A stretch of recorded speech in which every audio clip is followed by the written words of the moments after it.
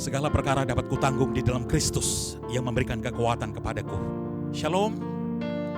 Jumpa lagi dalam seri pengajaran firman Tuhan. Salam sejahtera dari Rumah Pemulihan Segala Bangsa, The House of Restoration for All Nations, Desa Kempes 1, Kabupaten Minahasa, Sulawesi Utara. Harapan saya Bapak Ibu Saudara sekarang berada dalam keadaan sehat walafiat. Tapi kalaupun pada saat ini Bapak Ibu Saudara sedang bermasalah, sedang punya pergumulan, nah saya percaya tidak kebetulan Bapak Ibu Saudara tune in dalam program ini. Harapan dan doa saya biar lewat kebenaran firman Tuhan ini Bapak Ibu Saudara mengalami Tuhan, mengalami kasih, kuasa, kebenaran firman Tuhan yang memerdekakan. Haleluya. Nah Bapak Ibu Saudara yang diberkati oleh Tuhan Yesus, saat ini saya tergerak untuk berbagi dengan saudara satu kebenaran firman Tuhan yang saya beri judul Pioneers of His Presence, atau para perintis hadiratnya. Haleluya. Nah, kita sekarang kalau saya boleh katakan sedang hidup di jam dan waktu di mana Tuhan sedang bekerja memulihkan pondok atau kemah Daud yang roboh. Ayat firman Tuhan yang saya ingin ajak saudara lihat di awal ini, kita lihat dalam Mazmur 22 ayat 4. Firman Tuhan bilang begini, padahal engkaulah yang kudus, yang bersemayam di atas puji-pujian orang Israel. Bapak Ibu Saudara, jadi Tuhan itu dia bersemayam atau dia membangun tahtanya di tengah-tengah puji-pujian saudara. Nah, saya mau flashback dulu Bapak Ibu Saudara mengenai hal ini. Dulu pernah ada janji Tuhan yang luar biasa yang dicatat dalam Amos 9 ayat 11 sampai 12. Firman Tuhan bilang begini, pada hari itu aku akan mendirikan kembali pondok Daud yang telah roboh. Aku akan menutup pecahan dindingnya dan aku akan mendirikan kembali reruntuhannya. Aku akan membangunnya kembali seperti di zaman dahulu kala. Firman Tuhan melanjutkan, supaya mereka menguasai sisa-sisa bangsa Edom dan segala bangsa yang kusebut milikku. Demikian firman Tuhan yang melakukan hal ini. Nah, saudara, ini menyangkut pemulihan kemah atau pondok Daud. Kita tahu bersama ada 3 kemah saudara. Ada kemah Musa, kemah Salomo, dan Daud dalam perjanjian lama. Tetapi yang Tuhan maksud dengan pemulihan kemah Daud bukan kemah Musa saudara, bukan Salomo saudara. Padahal kalau kita lihat sebenarnya Tuhan sebenarnya tidak menyuruh Daud untuk membangun kemah itu saudara. Tapi akhirnya satu ketika Daud bisa membawa kembali akan tabut Tuhan ke Yerusalem. Saudara, pada waktu itu ada masalah. Kediaman tabut Tuhan itu yang terakhir adalah ruang Maha Kudus. Sekitar 1000 tahun terakhir itu pun hanya imam besar yang boleh masuk. 1 tahun 1 kali pada hari raya pendamaian. Nah itu pun dengan protokol Tuhan yang begitu sangat ketat sekali. Sehingga kita tahu bersama imam besar itu harus masuk, harus diikat dengan tali saudara, kemudian ada lonceng sehingga ketika dia mati atau dia rebah saudara bisa ditarik saudara. Tapi sekarang apa yang terjadi? Daud mengubah semuanya itu saudara. Ia kemudian membentang tenda dan dia punya keinginan untuk menghampiri tabut Tuhan setiap saat. Nah, luar biasanya Bapak Ibu Saudara, luar biasanya ketika bangsa itu berkumpul di hadapan tabut Tuhan dan hadiratnya, tidak ada yang mati. Haleluya. Nah jadi saudara, fakta ini bagi mereka, bagi bangsa Israel pada waktu itu, mereka punya kesempatan yang pertama kali untuk benar-benar menjalani satu kehidupan seperti yang Tuhan inginkan. Penuh penyembahan kepada Tuhan dan itu berlangsung terus menerus. Nah, saya mau ajak kita untuk melihat lagi satu kebenaran firman Tuhan dalam Kisah para Rasul 15 ayat 16 sampai 17. Kemudian aku akan kembali dan membangunkan kembali pondok Daud yang telah roboh dan reruntuhannya akan kubangun kembali dan akan kuteguhkan, supaya semua orang lain mencari Tuhan. Saudara perhatikan ini, supaya semua orang lain mencari Tuhan, dan segala bangsa yang tidak mengenal Allah yang kusebut milikku. Demikianlah firman Tuhan yang melakukan semuanya ini. Nah, Bapak Ibu Saudara yang diberkati oleh Tuhan Yesus, Daud, dia menempatkan tabut Tuhan itu di tengah-tengah kemah. Karena apa? Karena Daud, dia kenal benar isi hati Tuhan. Ia tahu bahwa hal yang paling diinginkan Tuhan adalah memberikan akses, saudara, memberikan jalan masuk yang tidak terhalangi oleh siapapun, agar umatnya, siapapun bisa datang kepadanya. Nah, karena sesungguhnya Bapak Ibu Saudara, inilah yang menjadi keinginan Tuhan selama ini. Keinginan semula daripada Tuhan adalah mau berjalan berdampingan bersama Adam di Taman Eden. Nah, hal selanjutnya yang penting Bapak Ibu Saudara, Tuhan dia berkenan kepada Daud karena Daud ini benar-benar memiliki keintiman dengan Tuhan. Nah, melalui keintiman Daud dengan Tuhan ini, dia bisa mengerti isi hati Tuhan. Dan kerinduan hati Daud ternyata selaras dengan maunya Tuhan, Bapak Ibu Saudara. Kerinduan hati Daud ini selaras dengan Tuhan, bahwa agar semua orang dapat bertemu dengan Tuhan, dapat mengalami Tuhan. Ingat saudara, we are the dwelling place of God. Kita menjadi habitation of God. Kita adalah tempat berdiamnya Tuhan. Nah, kerinduan Tuhan akan penyembahan, seperti penyembahan Daud, yang kemudian membuat dia mengerti akan kerinduan Tuhan itu. Nah, bahwa Tuhan merindukan penyembahan kita, saudara. Sekali lagi saya mau bilang gini, Tuhan dia merindukan penyembahan kita, lahir dari bentuk keintiman kita, saudara, sebagai respons yang benar dalam pengenalan kita akan dia, saudara. Nah, respons keintiman dan penyembahan yang ada pada kita itu muncul karena kemurnian daripada free will, keinginan kita, saudara. Keinginan kita sendiri yang rindu untuk mau mengerti, untuk mau mengasihi Tuhan. Bukan karena paksaan, bukan karena kewajiban, bukan karena bentuk-bentuk aturan yang harus dipatuhi. Itulah yang Tuhan temukan dari Daud, saudara. Sehingga penyembahan 24 jam, saudara, tanpa henti itu yang terjadi, saudara. Penyembahan 24 jam tanpa henti adalah kita ini yang adalah kemahnya, terhubung langsung senantiasa dengan Tuhan, dan itu telah menjadi gaya hidup kita. Dan Tuhan terus menerus berkenan, saudara. Tuhan itu terus menerus berkenan kepada kita ketika kita memiliki keintiman dengan Tuhan, saudara. Nah, kita pun terus menerus menjadi berkenan kepada Tuhan dan melakukan kehendak Tuhan pada zaman kita, di mana orang lain juga melalui kita boleh mengalami Tuhan, boleh mengalami kasih kuasa, kebenaran firman Tuhan yang memerdekakan melalui kita. Nah, Bapak Ibu Saudara yang dikasihi oleh Tuhan, saya bilang tadi bahwa kita ini sesungguhnya pada saat dan jam sekarang sedang hidup dalam satu tahapan di mana Tuhan sedang bekerja memulihkan kemah dan pondok Daud yang roboh.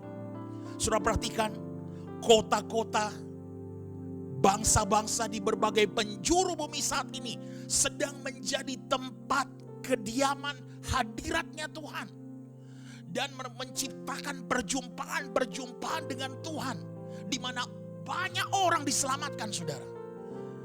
Kemudian dikobarkan kembali, kemudian yang terhilang bisa bertemu dengan kasih-Nya. Saya mau katakan saat ini bahwa Tuhan sedang membangkitkan sekelompok orang-orang, sekelompok perintis, pionir, saudara. Nah, kalau kita lihat, saudara, Yesus Kristus adalah misionaris perintis. Dia adalah pionir yang mula-mula. Kita tahu ia meninggalkan segala kebesaran, segala keindahan kemuliaan sorga untuk datang ke bumi sebagai manusia. Nah, tugasnya di negeri asing ini adalah untuk memberitahu agar kita bertobat karena kerajaan Allah sudah dekat. Jadi misinya jelas, untuk memulihkan persekutuan manusia dengan Allah, untuk menggenapi hukum yang tidak bisa kita lakukan. Nah, Yesus Kristus, ia adalah domba yang sempurna, disembelih bagi dosa-dosa dunia. Ia adalah manusia Allah yang datang bukan hanya disalibkan, mati dan dibangkitkan dari antara orang mati, tetapi juga menunjukkan kepada kita, dia menunjukkan kepada kita bagaimana kita hidup dan mengasihi. Nah, sebagaimana Yesus yang adalah perintis, pionir, kita juga meneladani kehidupannya, Bapak Ibu Saudara. Saya ajak kita lihat dalam Mazmur 84 ayat 6 sampai 8. Lembaga Alkitab Indonesia Terjemahan Baru menulis seperti ini. Berbahagialah manusia yang kekuatannya di dalam Engkau, yang berhasrat mengadakan ziarah. Apabila melintasi lembah Baka, mereka membuatnya menjadi tempat yang bermata air. Bahkan hujan pada awal musim menyelubunginya dengan berkat. Mereka berjalan semakin lama semakin kuat, hendak menghadap Allah di Sion. Nah, Bapak Ibu Saudara, bagian firman ini kalau saya boleh katakan, ini adalah manifesto atau pernyataan terbuka mengenai perintisan itu, saudara. Diberkatilah yang hatinya memiliki tujuan hidup.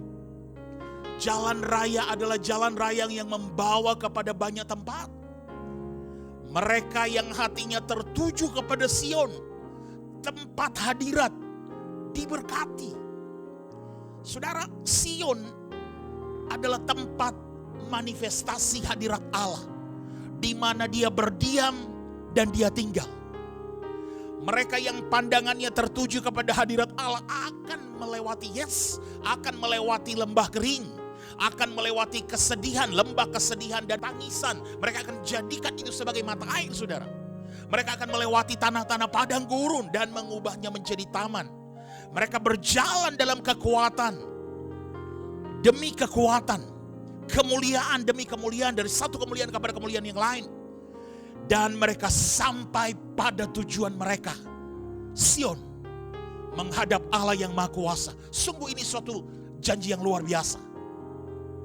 Nah, Bapak Ibu Saudara yang dikasihi oleh Tuhan Yesus, Tuhan ingin, kerinduan hati kita adalah Dia, khususnya hadiratnya. Ia menginginkan sorga itu ada di bumi, saudara. Ia menginginkan hati kita tertuju kepada kota Allah, kota Raja, Gunung Sion. Nah, perjalanan pribadi kita masing-masing memang memiliki jalan dan belokan yang berbeda. Tetapi ada satu hal yang mengikat kita bersama-sama, bahwa kita sedang berusaha menjadikan dunia ini kelihatan seperti dunianya, dunia maunya Tuhan. Apakah itu lewat kita memberi minum kepada orang lain yang haus, ataupun mengadakan mujizat-mujizat bagi orang yang tak berdaya? Ketika kita menghadirkan hadiratnya, kita membawa sorga ke bumi, saudara. Nah, pioneers, para perintis adalah kumpulan orang-orang yang memiliki kasih yang mula-mula, yang ada di dalam hati mereka, yang akan membangun tempat-tempat kediaman Tuhan di bumi. Haleluya.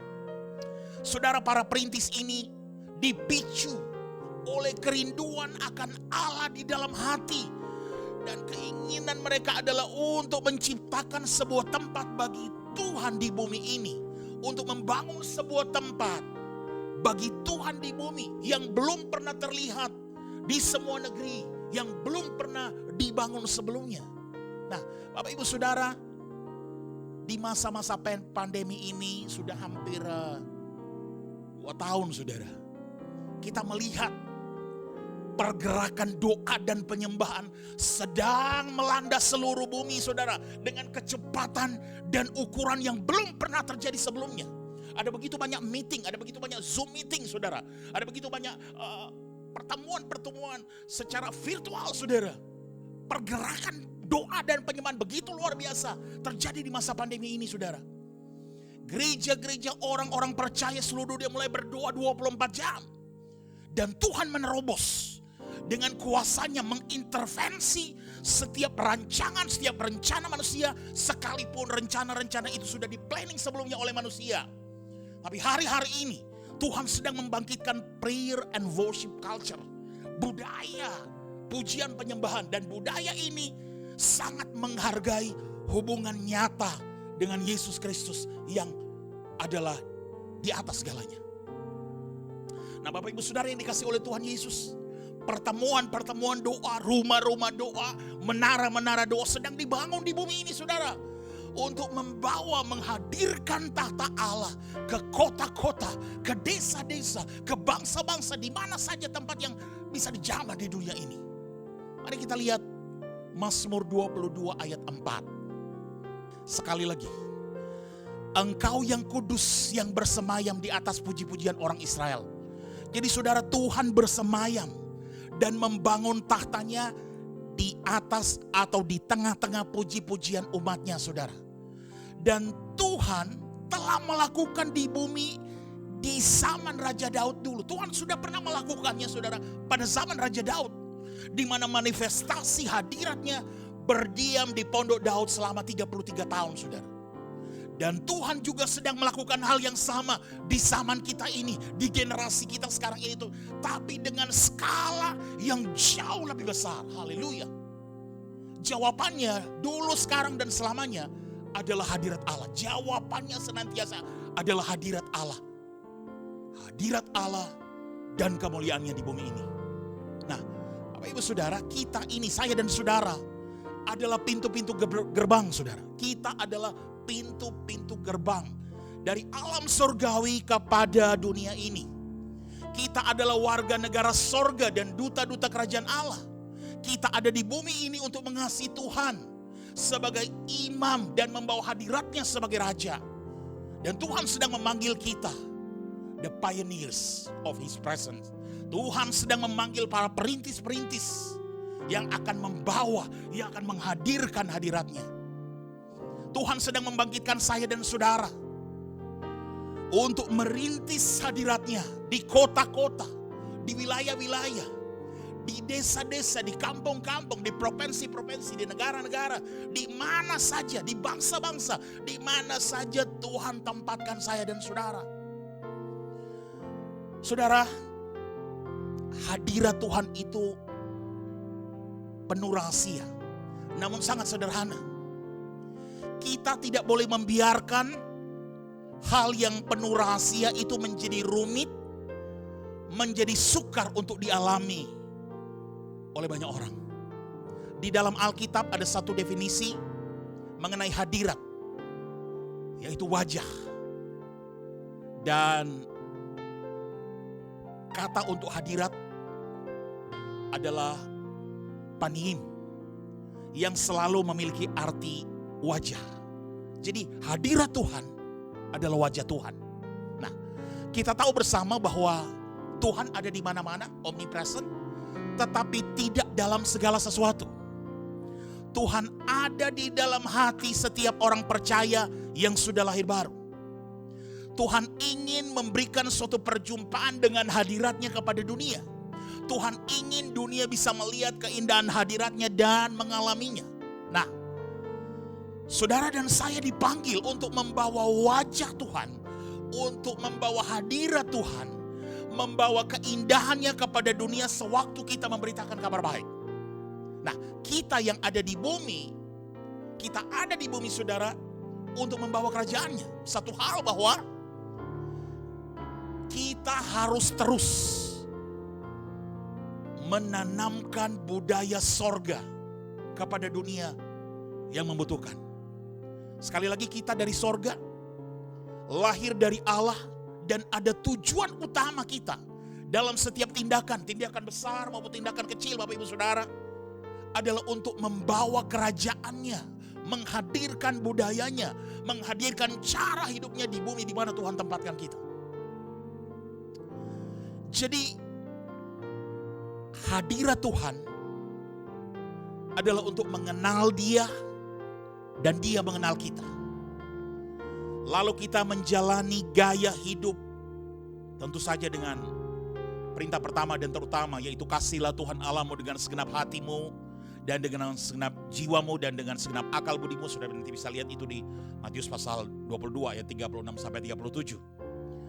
Tapi saya mau bilang Bapak Ibu Saudara, jadi jika kita, saudara, jika saya dan saudara, jika kita tidak mulai merintis hadiratnya di rumah-rumah, di kota-kota, di desa-desa, di bangsa kita, maka kita nanti akan menuai sebuah tempat yang lebih kelihatan seperti neraka di bumi. Karena tanpa terang kemuliaannya, dengan mudah kegelapan bisa masuk. Oleh sebab itu saudara dan saya lah para perintis hadiratnya. Saudara dan saya lah pioneers of His presence. Sekarang waktunya Bapak Ibu Saudara, waktunya sebagai dasar bagi generasi demi generasi yang akan ada nanti kemudian, saudara. Bapak Ibu Saudara yang dikasihi oleh Tuhan Yesus, dalam Alkitab kita bisa lihat bahwa meskipun Tuhan memilih Musa untuk menjadi pemimpin Israel, tetapi Tuhan lebih menginginkan Musa untuk mencari wajahnya.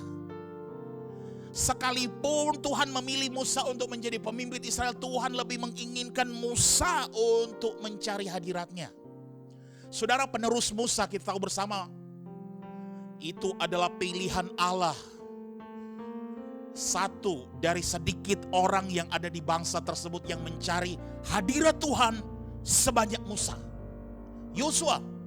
Yosua memimpin umat Tuhan ke dalam janji-janji yang lebih besar yang Tuhan berikan. Nah, saya mau bilang begini, dasar bukti Tuhan memilih Yosua menjadi pemimpin berikutnya adalah pada wajahnya di kemah pertemuan. Ia tetap tinggal di kemah setelah Musa selesai bertemu dengan Tuhan. Sudah mari kita lihat dalam Keluaran 33 ayat 11. Saudara perhatikan. Dan Tuhan berbicara kepada Musa dengan berhadapan muka, seperti seorang berbicara kepada temannya. Kemudian kembalilah ia ke perkemahan, tetapi abdinya Yosua bin Nun, seorang yang masih muda, tidaklah meninggalkan kemah itu.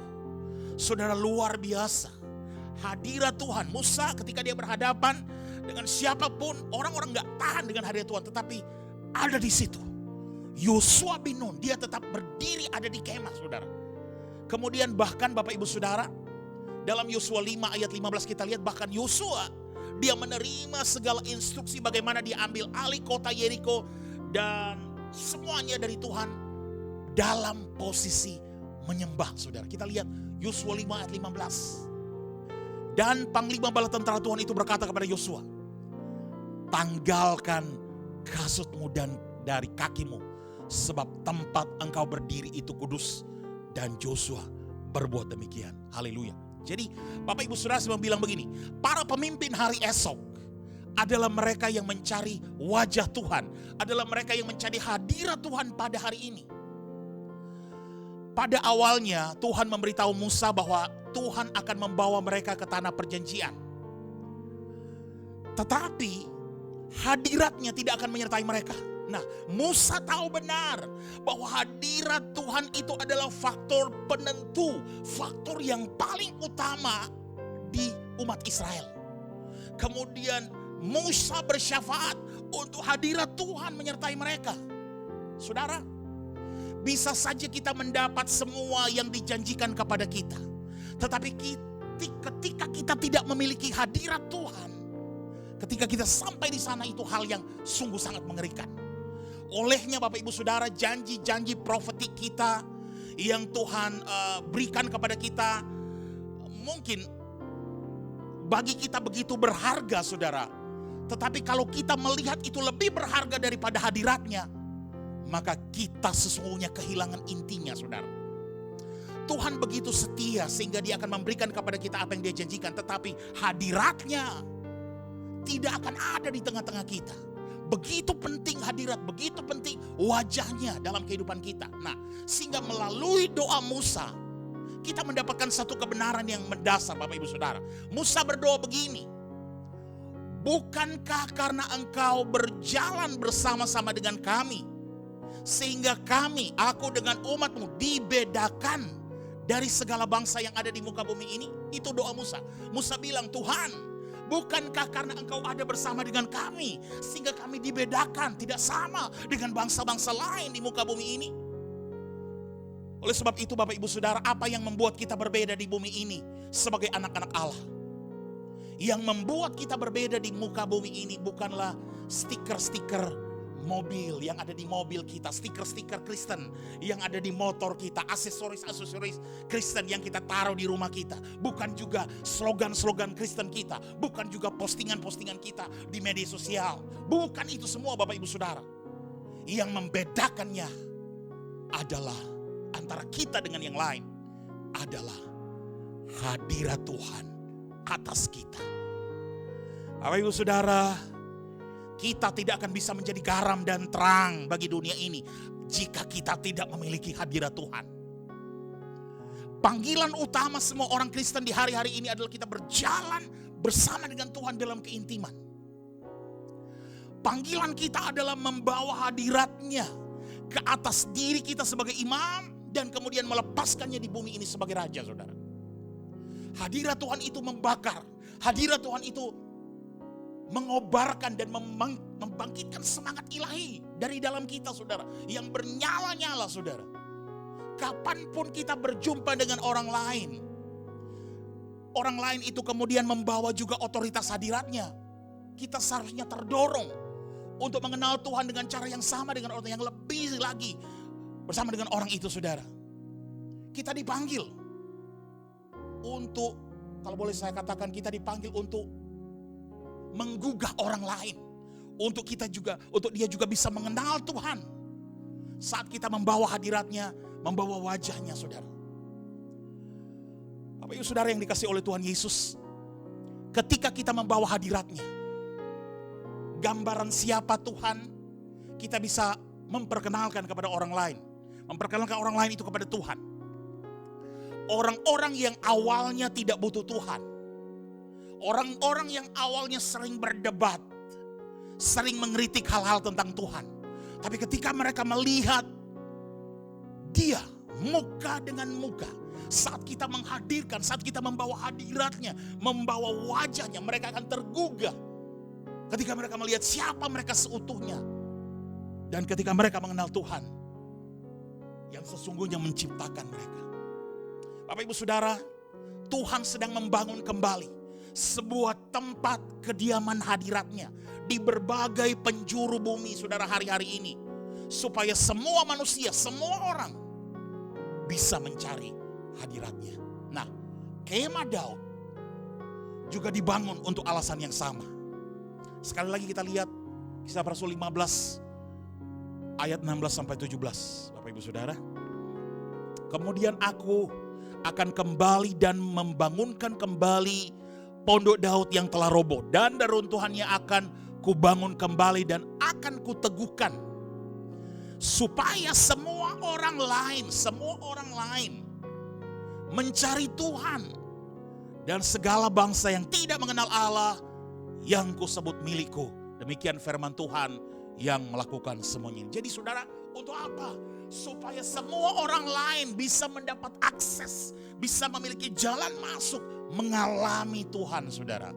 Oleh sebab itu, saya dan saudara, kita harus mengenakan hadirat Tuhan untuk bisa memicu, membangkitkan dalam diri kita, dan kita harus mengobarkan orang lain untuk mengenal Tuhan sama seperti kita mengenal Dia. Haleluya. Saudara, Rasul Paulus dalam surat Roma, ada satu ketika dia menyebutkan bahwa ia membangkitkan cemburu dalam hati orang-orang sebangsanya melalui berkat Tuhan atas orang percaya. Perjanjian baru, saudara. Mari kita lihat Roma 11 ayat 14. Yaitu, kalau-kalau aku dapat membangkitkan cemburu di dalam hati kaum sebangsaku menurut daging dan dapat menyelamatkan beberapa orang dari mereka. Jadi Bapak Ibu Saudara, kita juga rindu membangkitkan kecemburuan ilahi di dalam hati orang lain agar mereka mau lapar akan Tuhan oleh karena apa yang mereka lihat melalui kita. Itu maksud saya, saudara. Dan Paulus mengatakan bahwa ia ingin membangkitkan kecemburuan dalam umatnya supaya beberapa dari mereka boleh diselamatkan. Nah, bukankah ini juga yang sedang kita cari? Bahwa orang-orang di kota-kota kita, di kampung-kampung, di desa-desa, di provinsi, di tempat belahan manapun di dunia ini, di bangsa-bangsa, saudara, kita rindu agar mereka juga bisa mengenal Yesus Kristus, Anak Allah, sebagai juru selamat pribadi mereka dan berjalan sebagai pengikutnya. Nah, Paulus dia ingin melihat bangsa Israel dan orang-orang Yahudi dimanapun datang kepada Kristus. Itu yang menjadi kerinduan Paulus. Kita juga bisa membangkitkan orang-orang untuk mengenal Mesias. Mereka di mana saja kita bertemu, saudara, saat kita membawa hadiratnya dan membangkitkan hadirat yang menghidupkan itu. Haleluya. Saudara masih ingat peristiwa Raja Daud pada waktu dia hendak memindahkan tabut perjanjian? Hadirat Tuhan, gambaran dalam perjanjian lama, ketika dia kembali ke Yerusalem, sehingga pada waktu itu kita tahu bersama Usa disambar mati, saudara ya. Nah, kemudian Daud jadi takut, saudara. Pada waktu itu setelah kejadian itu, Daud menjadi takut dan membawa tabut itu ke rumah Obed Edom.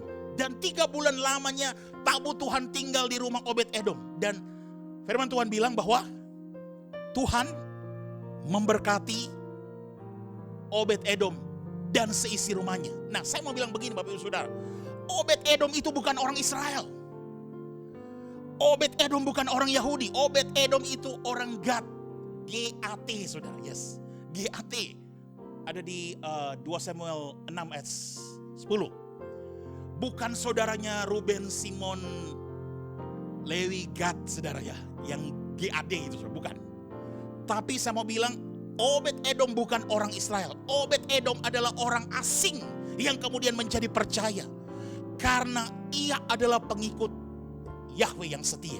Nah, maka karena dia adalah pengikut Tuhan yang setia, maka Raja Daud mempercayakan tabut perjanjian itu kepadanya. Nah, Obed Edom itu adalah orang non-Yahudi, sama seperti kita, orang Manado, orang Batak, orang Sunda, orang Minang, orang Dayak, orang Timor, Bugis, Betawi, dan lain-lain, saudara. Bukan orang Yahudi yang kita cuma dicangkokkan di dalam keluarga Allah. Sama seperti caranya kita datang kepada Yesus Kristus melalui iman. Tetapi pada saat Daud diberitahu bahwa seisi rumah Obed Edom diberkati, kabar tersebut, kalau saya boleh pakai kata, kabar itu memprovokasi Daud.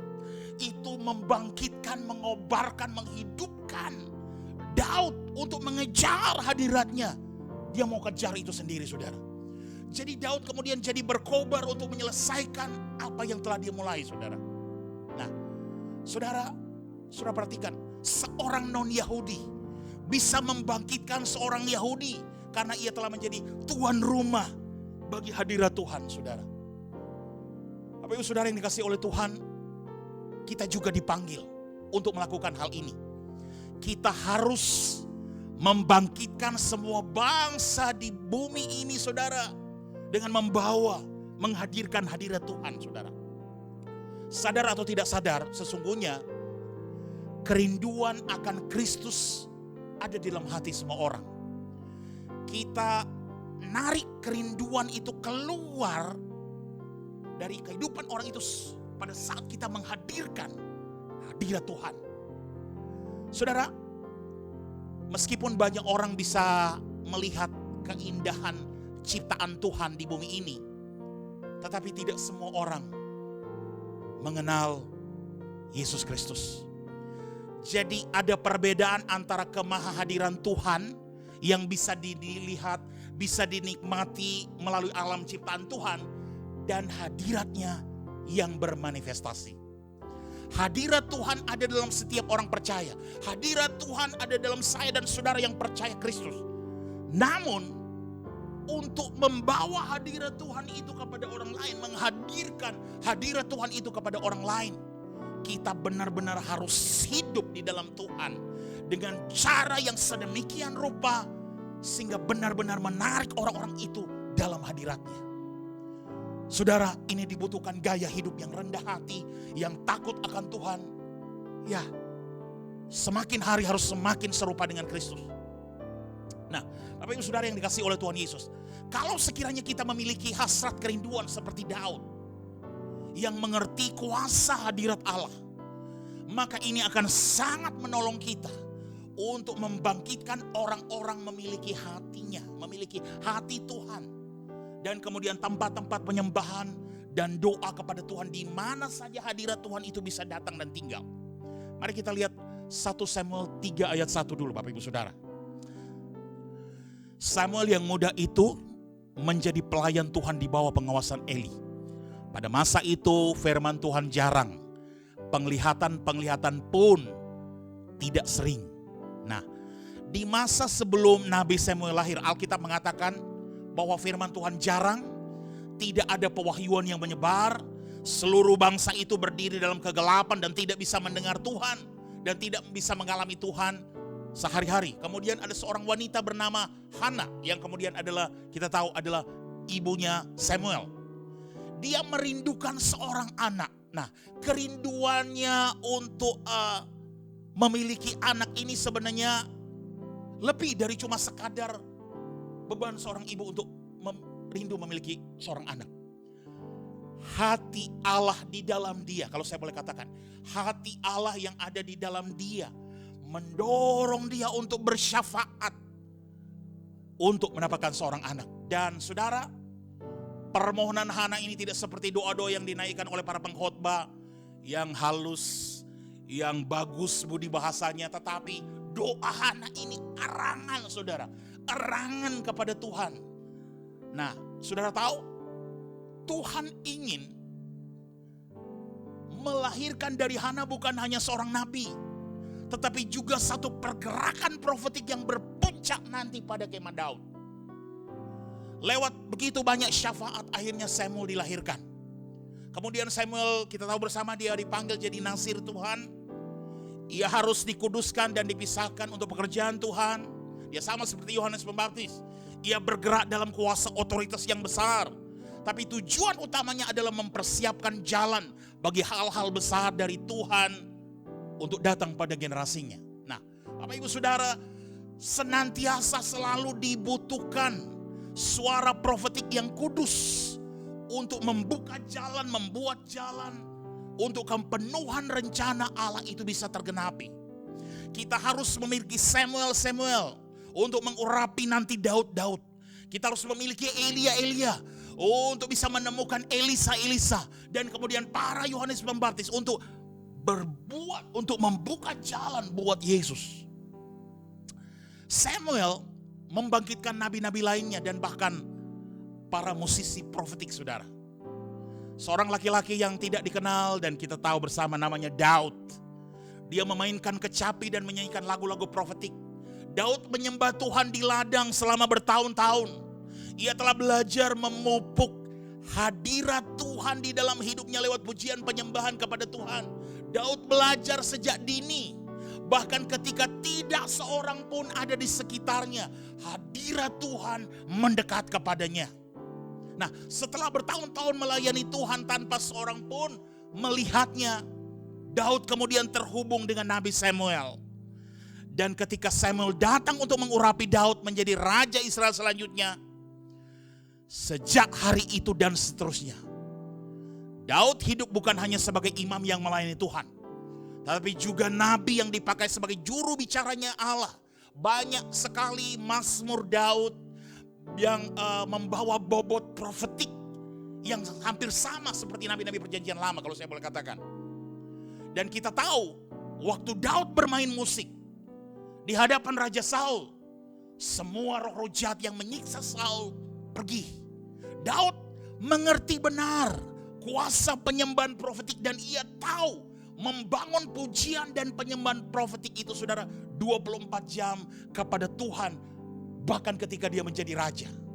Nah, Tuhan ingin budaya sorga itu menyerbu bumi saudara. Dan kita tahu bersama Yesus berdoa, dia mengajarkan kita berdoa, datanglah kerajaanmu, jadilah kehendakmu di bumi seperti di sorga. Bapak ibu saudara, kita semua lahir dari Allah. Kita semua adalah warga negara sorga, bukan bumi. Kita adalah utusan-utusan kerajaan sorga saudara. Nah di sorga ada penyembahan, ada pujian, ada nyanyian kepada Allah yang tidak henti-hentinya. Maka kalau saya boleh katakan, masuk akal buat kita untuk melakukan hal yang sama di bumi ini. Tuhan bertahta di bumi ini seperti di sorga, di atas pujian umatnya. Sekali lagi, Tuhan bertahta di bumi ini sama seperti di sorga. Bertahtanya bagaimana? Di atas puji-pujian umatnya. Bapak ibu saudara, perbedaan antara Daud dan Saul adalah terletak pada hati mereka. Daud disebut-sebut dalam Alkitab adalah orang yang berkenan di hati Allah. Orang yang mengejar hati Allah. Mari kita lihat Kisah Para Rasul 13 ayat 22.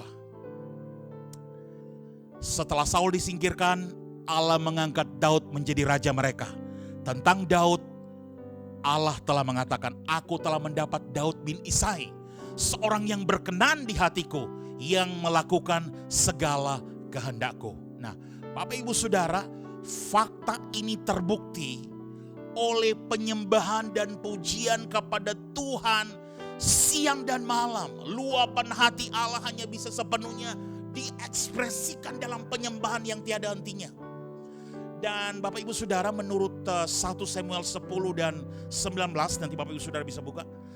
Memang Saul sering mengalami perjumpaan profetik dengan pada waktu ada musik profetik saudara. Dia mengalami perjumpaan dengan hadirat Tuhan. Namun semua perjumpaan ini cuma dipakai untuk dirinya sendiri. Yes, benar. Waktu musik profetik dinyanyikan, Daud mengalami perjumpaan dengan Tuhan. Tetapi semuanya ini Saul pakai untuk kepentingannya sendiri. Oh, tetapi Daud, Bapak Ibu Saudara, Daud tahu benar arti kuasa hadirat Allah. Dan dengan setia dia mengelola itu. Dan dengan setia dia membagikan itu kepada seluruh bangsa. Makanya keinginan hati untuk membuat kemah Daud itu menyediakan akses buat semua orang, membuka jalan, menyediakan akses untuk semua orang bisa bertemu dan mengalami Tuhan. Daud rindu setiap orang bisa mengalami perjumpaan dengan hadiratnya. Dan dalam hidup budaya kerajaan sorga ini, budaya kedekatan dengan Tuhan itulah kemah Daud saudara. Itulah sesungguhnya yang dimaksudkan, itulah sesungguhnya yang diinginkan, sesungguhnya yang dirindukan oleh Daud. Ia ingin agar setiap orang mengalami perjumpaan dengan hadirat Tuhan dalam hidup dan budaya di mana ada kedekatan terus intim, akrab, lekat dengan Tuhan. Itulah kemah Daud. Nah Bapak Ibu Saudara, itulah alasannya kenapa Tuhan ingin membangun kembali kemah Daud. Tuhan ingin membangkitkan orang-orang yang memiliki hatinya dan membangun tempat-tempat penyembahan, tempat-tempat doa kepadanya di mana hadiratnya bisa datang dan tinggal.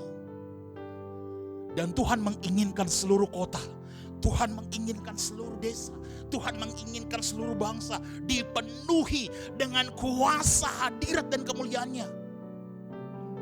Dan kebaikan Tuhan ini memimpin orang, memimpin manusia kepada pertobatan. Saudara, kemah Daud akan dipulihkan sehingga banyak orang akan bisa merasakan dan melihat bahwa God is good, Allah itu baik. Dan biarlah kerajaannya datang dan kehendaknya terjadi di bumi seperti di sorga. Saya mengajak Bapak Ibu Saudara, biarlah kita menjadi seperti Daud, mengakses hatinya Allah, memiliki jalan masuk ke hatinya Allah, untuk membangun satu tempat tinggal di bumi, supaya semua orang bisa mengenal dan bisa mengalami Tuhan. Di mana saja Tuhan tempatkan kita. Bapak Ibu Saudara, Tuhan sedang membangun kemah Daud sekali lagi. Dan sekali lagi Ia mau melakukannya sekarang dengan batu yang hidup. Untuk mengerti apa yang sedang Tuhan lakukan di hari-hari ini, penting untuk kita mengerti dan memahami mengapa Tuhan ingin kemah Daud itu dibangun kembali.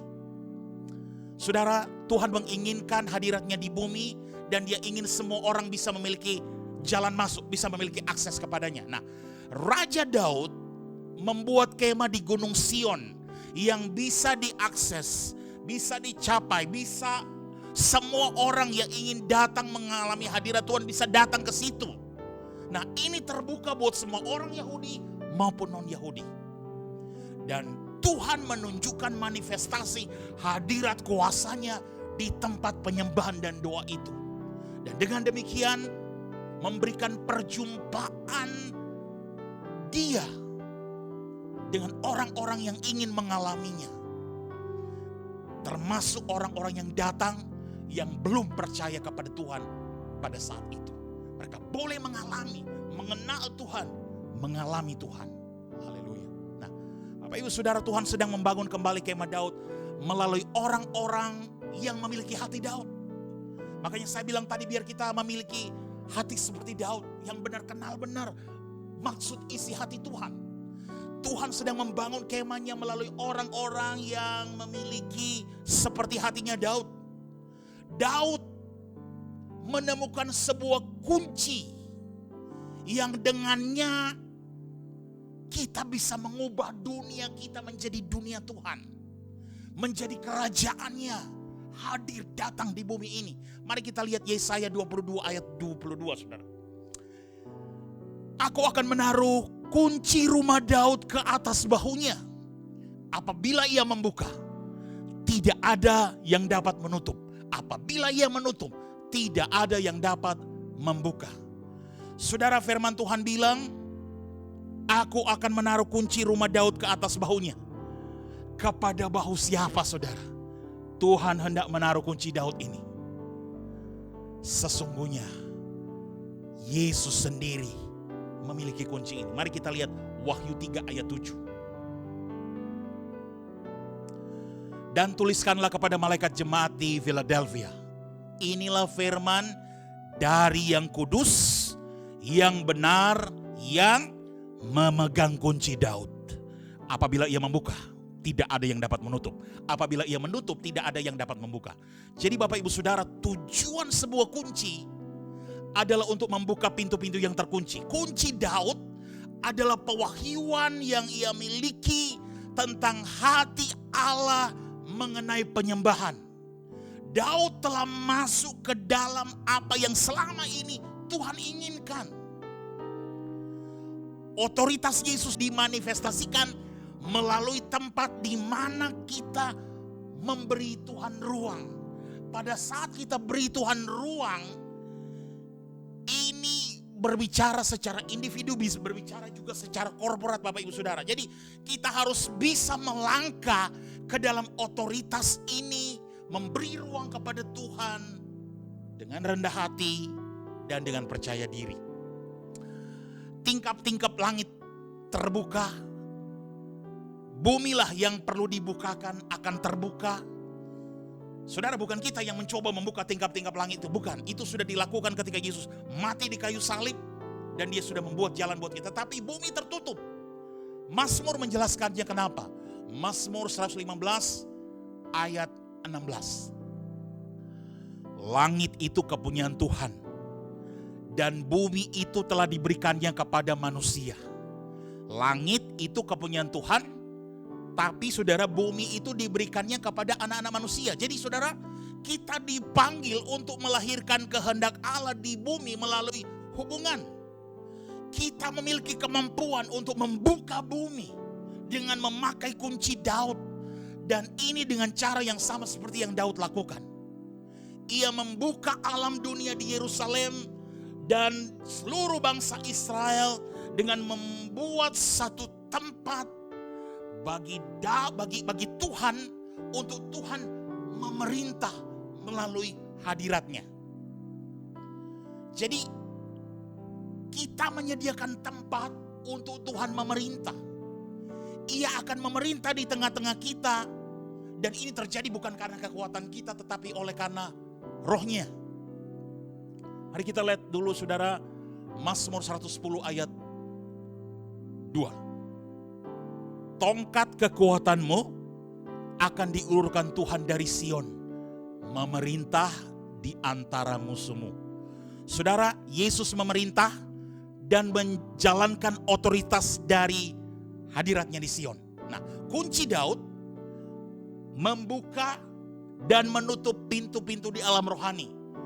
Dengan demikian membuka dan juga menutup pintu-pintu di alam jasmani. Nah, kita pada saat kita kenal identitas kita sebagai orang-orang rohani, kita memakai senjata-senjata rohani dan kita berkuasa di bumi. Nah, kunci Daud adalah kunci kepada hari di mana Tuhan membawa kerajaannya di bumi dan berdiam. Hadirat Allah berdiam di tempatnya di bumi ini. Nah, oleh sebab itu kita harus memegang kunci Daud untuk terobosan di zaman ini dan generasi-generasi anak cucu kita selanjutnya, Bapak Ibu Saudara, yang akan datang. Tidak ada cara lain untuk bisa mampu memenangkan peperangan bagi jiwa-jiwa di bangsa ini, di mana saja di seluruh dunia ini, bagi generasi kita masa-masa mendatang, selain melalui hal ini, Bapak Ibu Saudara. Pemerintahan Tuhan dibangun di tempat hadiratnya, dan Bapa bernubuat tentang anaknya yang akan memerintah dari tempat hadirnya. Kita lihat ini dalam Mazmur 2 ayat 6. Akulah yang telah melantik rajaku di Sion, gunungku yang kudus. Saudara, Yesus memerintah sebagai raja dari Sion, tempat penyembahan dan doa. Tuhan memerintah dari tempat di mana hadiratnya disambut untuk datang dan berdiam. Dan Tuhan ingin kita membangun tempat kediaman bagi Dia di bumi ini, supaya Ia bisa memiliki tempat untuk memerintah di bumi ini. Di mana saja Tuhan taruh kita, pada saat kita terhubung dengan Tuhan, kita sediakan tempat untuk membangun tahtanya. Hadirat Tuhan ada di situ, pemerintahan Tuhan ada di situ.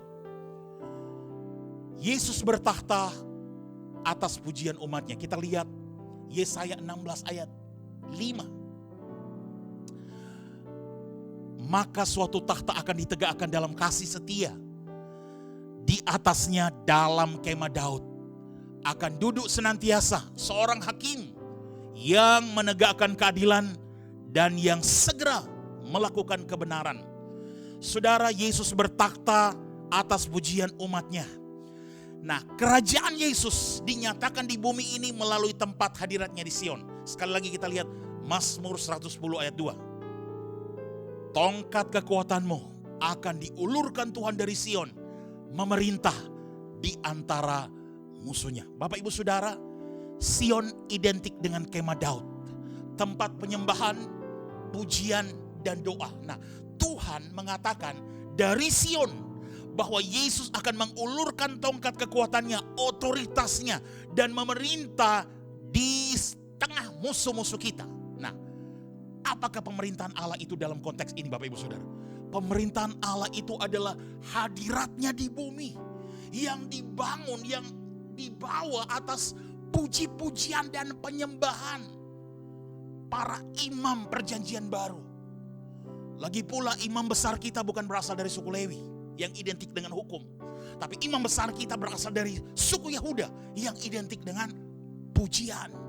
Saudara, saya dan saudara adalah traveler, saya dan saudara adalah musafir, saudara, pilgrims dari sorga, dan kita ada di bumi ini.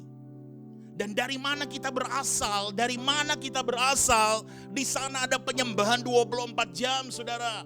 Kita harus membangun budaya itu, gaya hidup yang menyembah di rumah kita, di gereja kita, di komunitas kita, di kota-kota, di desa-desa, di pelosok-pelosok, di mana saja di muka bumi ini. Ketika kita membangun penyembahan, kita sedang membangun hadiratnya sebagai otoritas untuk memerintah segala sesuatu. Sehingga apa? Iblis lari, benteng-benteng roh jahat dilemahkan, dihancurkan, diruntuhkan. Dan Yesus, kita memberikan ruang bagi Yesus mengambil tempat sahnya sebagai penguasa, raja di atas segala raja. Haleluya. Bapak Ibu Saudara, waktu kita terbatas tapi saya ingat saudara, kisah puji-pujian bangsa Israel pada waktu Raja Yosafat memerintah. Waktu musuh menyerang mereka, tapi Yosafat intim akrab dengan Tuhan. Tuhan berikan strategi, dan strateginya adalah pujian penyembahan. Ketika pujian penyembahan daripada bangsa Israel itu terjadi saudara, itu memunculkan Tuhan sebagai prajurit perkasa yang memerintah dan berjuang bagi umatnya. Tuhan berperang ganti mereka. Akhirnya Bapak Ibu Saudara, bangsa Israel memiliki kemenangan pada hari itu karena pujian dan penyembahan mereka. Bukan karena kekuatan pasukan mereka, bukan. Tapi karena pujian penyembahan. Nah, saya ingin ajak kita baca di 2 Tawari 20 ayat 1 sampai 3. Setelah itu Bani Moab dan Bani Amon datang berperang melawan Yosafat bersama-sama sepasukan orang Meonim. Datanglah orang memberitahukan Yosafat, satu laskar besar datang dari sebelah Laut Asim dari Edom menyerang tuanku. Sekarang mereka di Hasezon Tamar, yakni En-Gedi. Yosafat menjadi takut, lalu mengambil keputusan untuk mencari Tuhan. Ia menyerukan kepada seluruh Yehuda supaya berpuasa. Saudara, kita lihat di sini firman bilang ada 3 bangsa saudara dalam satu sekutu. Ada Moab, ada Amon, ada Edom. Semua hendak melawan Yehuda. Tujuannya adalah untuk menyerbu dan membinasakan Yehuda. Tentu saja Raja Yosafat dia jadi takut. Takut itu wajar saudara, tapi jangan sampai dikuasai oleh ketakutan. Tetapi apa yang terjadi? Dia datang cari Tuhan Bapak Ibu Saudara. Saya jelaskan dulu siapa Yosafat bagi Bapak Ibu Saudara yang belum kenal Yosafat. Yosafat adalah keturunan Daud. Ayahnya Asa 41 tahun memerintah. Awalnya bagus sekali tapi endingnya agak kurang baik saudara. Nah, waktu pemerintahan Salomo kemudian kerajaan itu dibagi 2. Kerajaan Israel di bagian utara, kemudian kerajaan Yehuda di bagian selatan. Nah, Yehuda ini cuma terdiri dari 2 suku. Suku Yehuda dan suku Benyamin. Nah, Yosafat ini adalah raja yang keempat, Raja Yehuda. Tapi raja ini dia benar-benar cari Tuhan, dia taat dengan perintah Tuhan, kemudian dia menghancurkan semua penyembahan berhala, dan kemudian dia sangat menolong umat Tuhan. Dia mengajarkan yang benar terhadap mereka saudara. Nah, ada 3 musuh dikatakan tadi. Ada dari Moab, Amon, dan Edom. Kalau Moab kita tahu saudara pernah dengar anak-anak Lot ya. Ini mereka semua orang Moab saudara. Kemudian Amon ini sama juga anak-anak dari Lot saudara. Edom adalah orang-orang dari pegunungan Seir, wilayah yang dulu diduduki oleh keturunan Esau. Esau pergi kepada pamannya Ismail, kemudian dia mengawini putrinya, adik daripada Nebayot saudara. Dan itulah suku itu. Nah, mari kita lihat apa yang terjadi. Kita lihat ayat 3 dan ayat 4. Ayat 3, Yosafat menjadi takut lalu mengambil keputusan untuk mencari Tuhan. Ia menyerukan kepada seluruh Yehuda supaya berpuasa. Ayat 4. Dan Yehuda berkumpul untuk meminta pertolongan daripada Tuhan.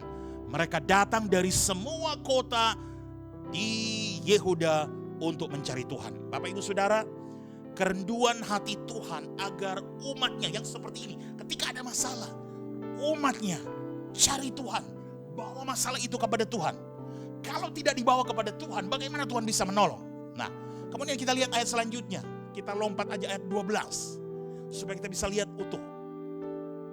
Ya Allah, kami tidakkah Engkau akan menghukum mereka karena kami tidak mempunyai kekuatan untuk menghadapi laskar besar itu yang datang menyerang kami. Kami tidak tahu apa yang harus kami lakukan, tetapi mata kami tertuju kepadamu. Saudara, pada saat-saat mereka sudah tidak tahu apa yang harus mereka lakukan, tapi mata mereka tertuju kepada Tuhan. Raja Yosafat diakui, dia tidak punya laskar besar, tidak ada kekuatan apa-apa, tidak tahu lagi apa yang harus dilakukan, saudara. Tapi dia mengakui dibutuhkan kerendahan hati bagi seorang raja untuk mengakui ini. Saudara, akhirnya mata mereka tetap tertuju kepada Tuhan. Mari kita lihat ayat selanjutnya, ayat 13.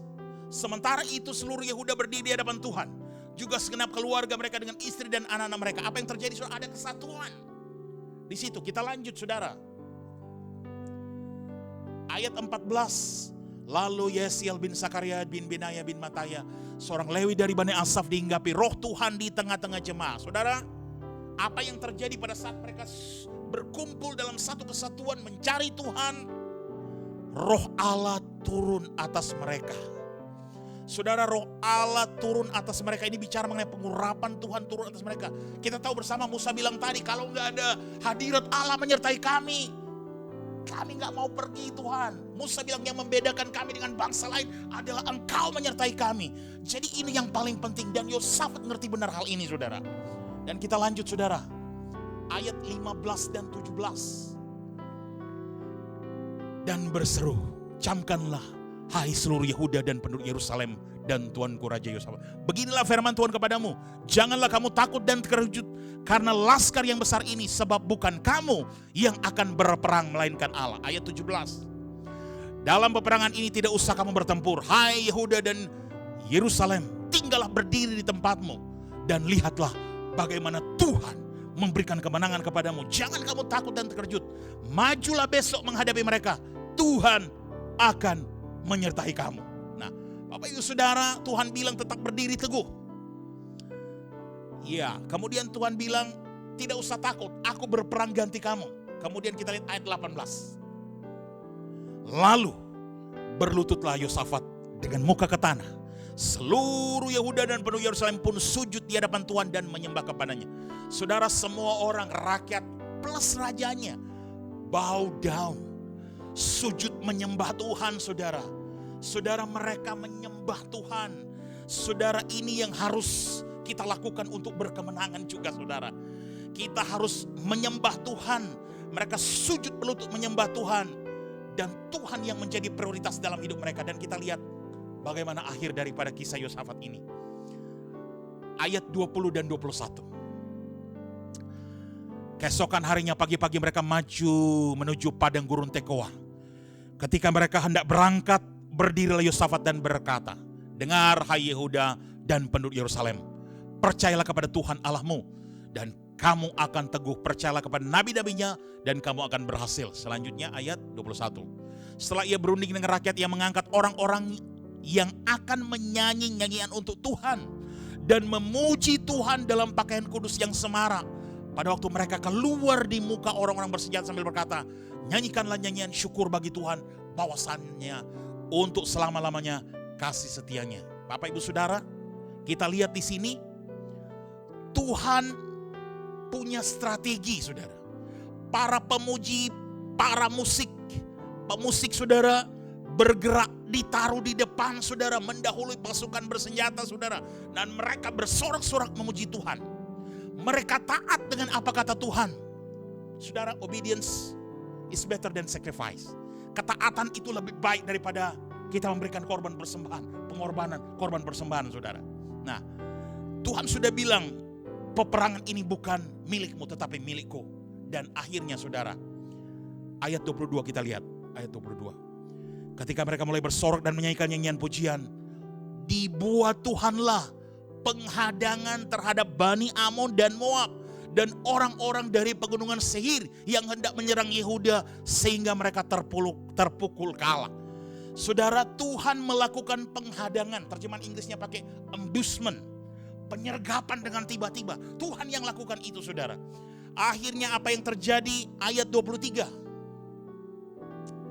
Lalu Bani Amon dan Moab berdiri menentang penduduk pegunungan Seir, hendak menumpas dan memunahkan mereka. Segera sesudah mereka membinasakan penduduk Seir, mereka saling membunuh. Saudara, apa yang terjadi? Self-slaughter, saudara.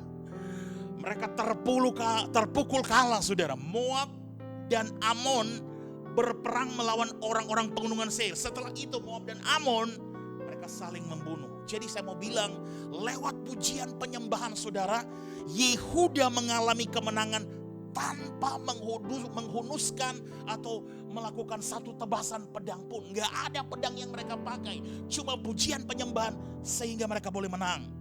Tanpa satu anak panah pun dilepaskan, Tuhan memberikan mereka kemenangan. Haleluya.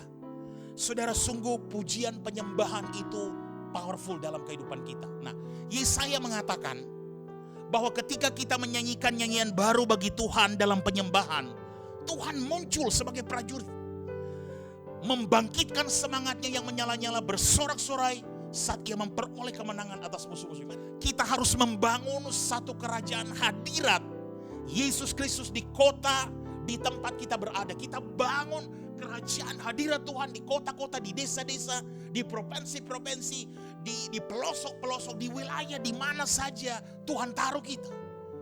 Kita harus merintis. Kita harus pioneer, saudara. Merintis satu tempat kediaman bagi Allah, supaya pemerintahan, kekuasaannya bisa hadir, datang dan hadir. Dan kemudian kita harus membawa hadirat Tuhan itu, supaya kita bisa memiliki otoritas untuk menghancurkan segala pekerjaan-pekerjaan iblis dan menegakkan keadilan. Bapak Ibu Saudara yang dikasihi oleh Tuhan, kita tidak bisa membangun satu rumah atau kota kita jika kita tidak lebih dahulu membangun satu tempat di dalam hidup kita bagi Tuhan.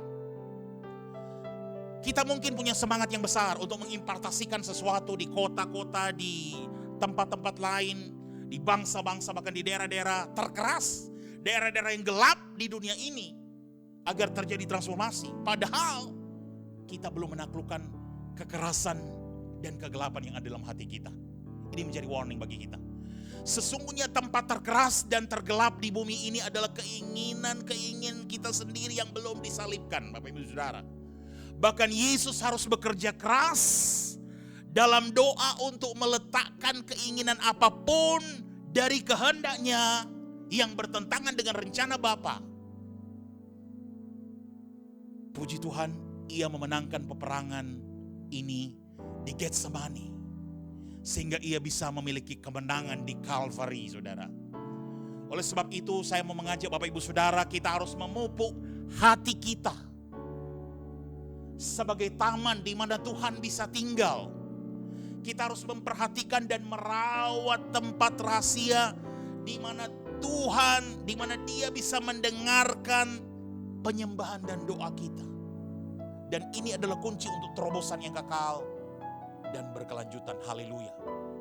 Bapak Ibu Saudara yang dikasihi oleh Tuhan Yesus, harapan saya kiranya kebenaran firman Tuhan ini sungguh-sungguh menjadi bagian dari kehidupan saya dan saudara, untuk kedepannya memotivasi saya dan saudara, supaya kita boleh menerobos berkemenangan di tempat di mana saudara berada, di Indonesia, bahkan di bangsa-bangsa. Haleluya. Ku bawa hidupku sekarang ke tempat kudus-Mu Tuhan. Di mezbah-Mu ku serahkan seluruh hidupku. Penuhi hatiku sekarang dengan urapan yang baru, agar aku lebih lagi mendengar suara-Mu.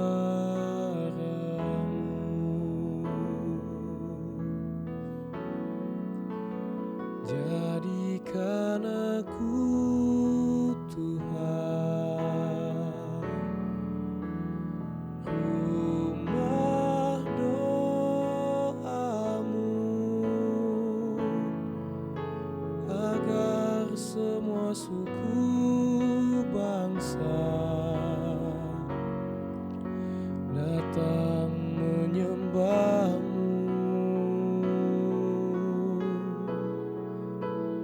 Jadikan aku Tuhan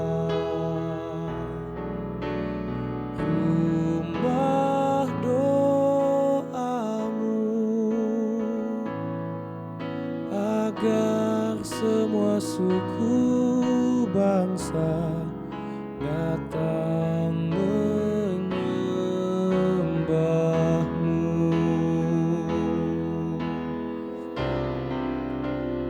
Jadikan aku Tuhan rumah doamu, agar semua suku bangsa datang menyembahmu.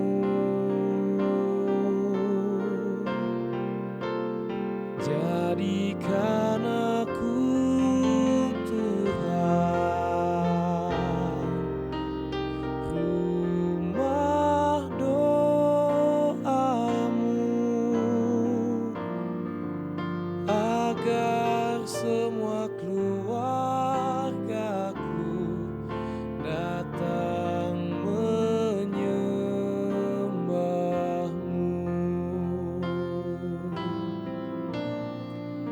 agar semua suku bangsa datang menyembahmu, agar semua suku bangsa datang menyembahmu.